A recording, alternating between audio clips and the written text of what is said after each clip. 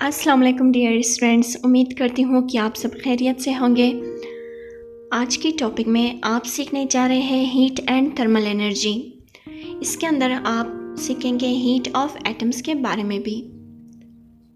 जैसे कि आप सबको मालूम है, सूरज हरारत की सबसे बड़ी सोर्स है। इसके अलावा हम जो भी चीज़ जलाते हैं अपने घर में, वो भी हरारत का एक ज़रिया होता है। जैसे कि हम घर में हीटर जलाते हैं, इसके अलावा हम चूल्हा जलाते हैं, तो उन सारी चीज़ों से हमें हरारत मिलती है। नाजरीन, जैसे कि आपने 6th क्लास में पढ़ा है सॉलिड, लिक्विड और गैस के बारे में, कि गैस के जो ज़रात होते हैं रैंडमली उनकी हरकत होती है, जबकि लिक्विड के जो पार्टिकल्स हैं वो अपने इर्द गिर्द हरकत करते रहते हैं, जबकि जो सॉलिड के पार्टिकल्स या मॉलिक्यूल्स हम कह सकते हैं वो अपनी जगह रहकर वाइब्रेट करते हैं, क्योंकि उनमें फासले कम होते हैं। तो अगर किसी भी चीज़ को हम हरारत देंगे, वो हरारत को जज़्ब करेंगे और ज़रात के जो हरकत होते हैं वो तेज़ हो जाती है, और उसी दौरान वो एक दूसरे को एनर्जी ट्रांसमिट करते जाते हैं, हीट एनर्जी। मेन टॉपिक आज का है थर्मल एनर्जी। तो थर्मल एनर्जी क्या है? थर्मल जो है लफ्ज़ थर्म से लिया गया है। इसका मतलब है हीट यानी हरारत। जो चीज़ें मैंने इससे पहले एक्सप्लेन की, अब वो दोबारा आपके लिए एक्सप्लेन करने जा रही हूँ इस डायग्राम की मदद से। आपने लेना है एक बर्तन जिसमें पानी डाला, उसके बाद नीचे से हमने चूल्हा जलाना शुरू कर दिया। हर चीज़ के जो ज़रात होते हैं वो एनर्जी को अपने अंदर जज़्ब कर सकते हैं, हीट एनर्जी को। तो जब हम आग जलाना शुरू करेंगे, ये नीचे से इस आग को अपने अंदर जज़्ब करते जाएंगे और इनके जो मॉलिक्यूल्स हैं यानी ज़रात, उनकी हरकत तेज़ होती जाएगी। हरारत जब जज़्ब करेंगे, हरकत तेज़ करेंगे अपनी, और मुख्तलिफ़ डायरेक्शंस में इनके मॉलिक्यूल्स हरकत करना शुरू करते हैं।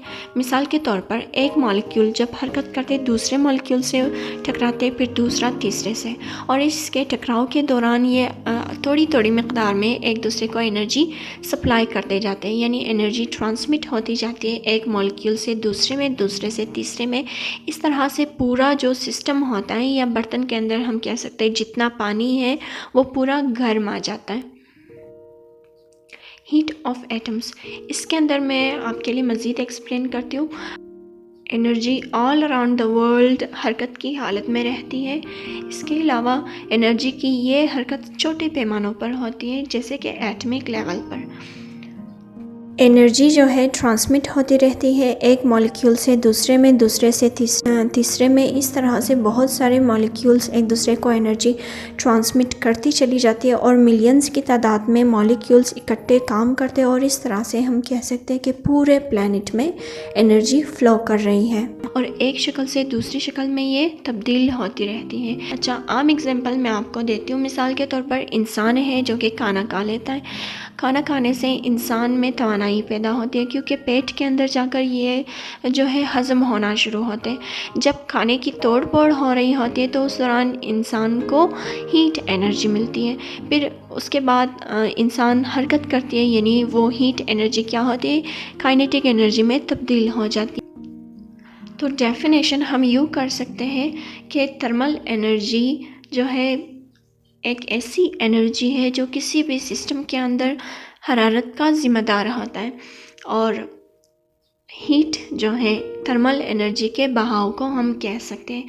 मिसाल के तौर पर एटम्स जब आपस में टकरा रहे थे किसी भी कंटेनर के अंदर जिसमें हमने पानी भरा था, उसमें एटम्स एक दूसरे से टकराते हैं। उनके टकराव की वजह से एनर्जी एक एटम से दूसरे, दूसरे से तीसरे एटम्स में मुंतकिल होती चली जाती है। तो इस तरह से पूरा सिस्टम गर्म आ जाता है, यानी हरारत मिल जाती है। एटम्स के अंदर जो एनर्जी पाई जाती है, जो वो एक दूसरे को ट्रांसमिट करती रहती है, वही एनर्जी कहलाती है थर्मल एनर्जी। नेक्स्ट वीडियो हमारा होगा हीट मूवमेंट के हवाले से।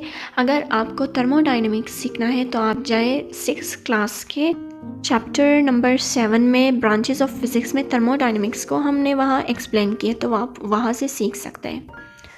आज की वीडियो पसंद आने की सूरत में लाइक, कमेंट और शेयर करना मत भूलें, और अगर आप इस चैनल पर नए हैं तो चैनल को सब्सक्राइब करें और बेल का आइकॉन प्रेस करें। अल्लाह हाफिज़।